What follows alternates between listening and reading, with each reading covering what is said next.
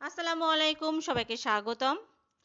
অল্প পেঁয়াজে কিভাবে মজাদার পেঁয়াজি বানাতে হয় আজ সেটা দেখিয়ে দিব। 4 ঘন্টা আগে ভিজিয়ে রাখা মসুরির ডাল ভালো করে ধুয়ে ব্লেন্ডারে ব্লেন্ড করে নিব। ডালটা ব্লেন্ড করা হয়ে গেলে এর সঙ্গে এক এক করে মিশাবো।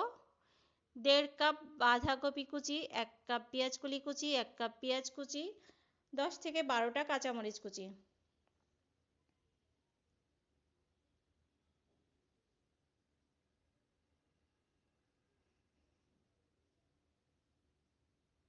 দিয়ে দিব পরিমাণ মতো লবণ, হাফ চা চামচ হলুদের গুঁড়া,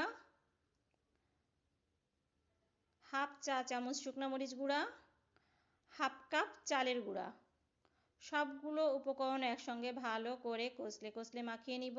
অন্যদিকে চুলায় একটা প্যান বসিয়ে দিয়েছি এবং তাতে পরিমাণ মতো তেল দিয়ে দিয়েছি।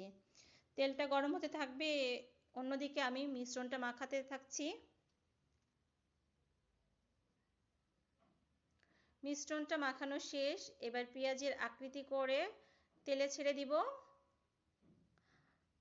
হালকা থেকে মাঝারি আঁচে পেঁয়াজিগুলো ভেজে নিতে হবে, জোরে জাল দেওয়া যাবে না, তাহলে ভিতরে কাঁচা থেকে যাবে এবং উপরে পুড়ে যাবে। এক পিঠে কালার চলে আসলে অন্য পিঠ উল্টিয়ে দিব। 2 পিঠই সমান কালার হলে পেঁয়াজিগুলো ভাজা হয়ে যাবে। এভাবে প্রত্যেকটা পেঁয়াজি আমি ভেজে নিব। এক ব্যাচ পেঁয়াজি ভাজা হয়ে গিয়েছে, এবার অন্য ব্যাচ দিব।